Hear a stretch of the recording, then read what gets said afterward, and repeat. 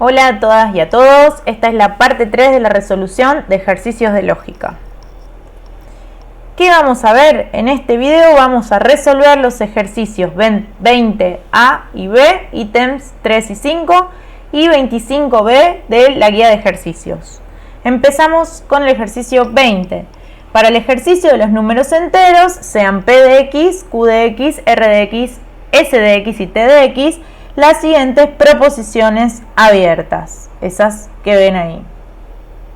El ítem A nos pide, escriba las siguientes proposiciones en forma simbólica, es decir, utilizando P de X, Q de X, etc. El ítem 3 nos dice, si X es par, entonces X no es divisible por 5. Y el ítem 5 dice, existe al menos un entero par divisible por 5. Y el ítem B nos pide determinar si cada una de las 6 proposiciones de la parte A, en este caso vamos a hacerlo con las dos que tenemos ahí, es verdadera o falsa. Y para cada proposición falsa, dé un contraejemplo.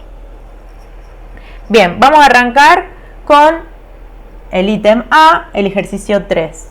Tenemos que escribir en forma simbólica, si X es par, entonces X no es divisible entre 5.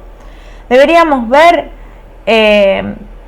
cuáles, si es que aparecen, cuáles de las proposiciones estas que habíamos visto aparecen en esta proposición. Entonces, si X es par, entonces X no es divisible entre 5. Podemos pensar que X es par, corresponde con Q de X, y X no es divisible entre 5, corresponde con no T de X, ¿sí? Porque fíjense, teníamos que Q es X es par y T de X, X es divisible por 5 y no queremos que sea divisible por 5, entonces sería no T de X. Y si entonces, ¿cómo lo podríamos escribir? Perfecto, con una implica. Entonces, teniendo en cuenta el significado de la implicancia, podemos escribir esta proposición de la siguiente manera. Para todo X, Q de X implica no T de X. Excelente. Ahora, para el ítem 5 dice, existe al menos un entero par divisible entre 5. Entonces, pensándolo de manera análoga a lo que hicimos recién, ¿sí? Viendo cuáles son las proposiciones que intervienen, existe al menos entero par y divisible entre 5. Entonces, ¿cómo lo podríamos escribir? Piénsenlo un rato. Nos queda, existe X,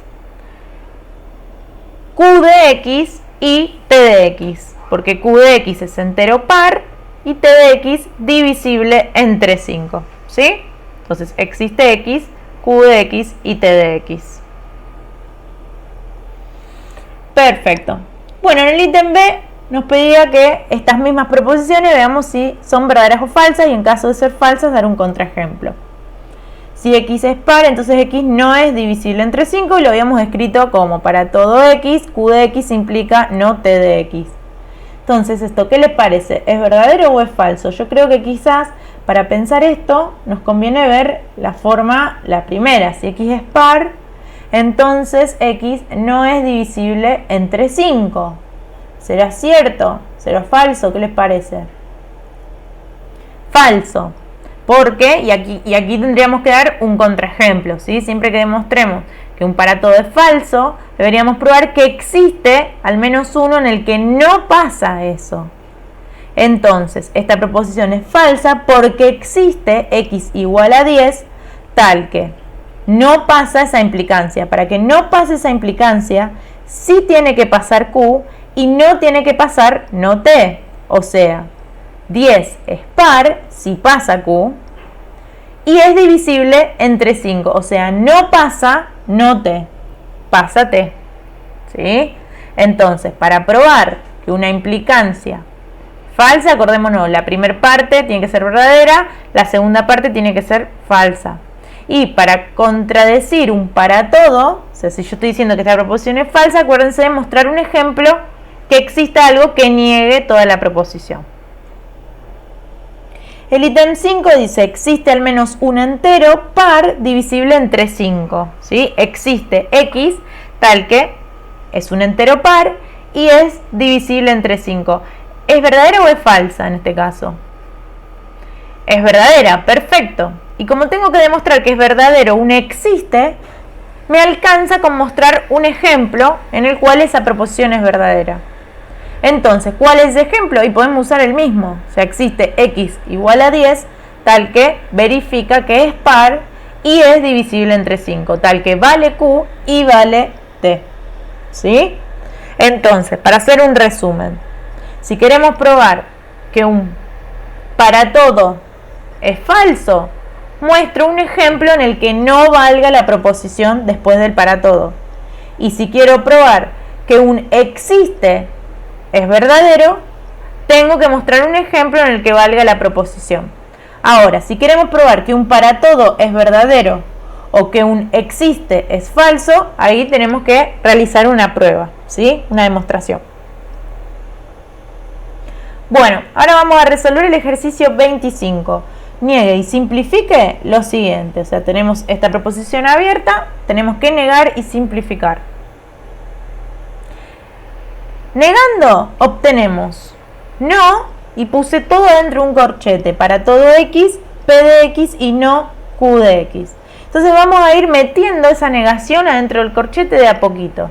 Si niego un para todo, quiero decir, como dijimos recién, que existe un x tal que no vale lo de adentro, ¿sí?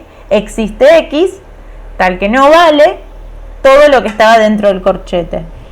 Y ahora metemos esa negación adentro de ese corchete. ¿Cómo nos queda? Nos queda existe x tal que no p o no q de x, utilizando ley de De Morgan, ¿sí? Cambiamos el y por el o y metemos esa negación adentro.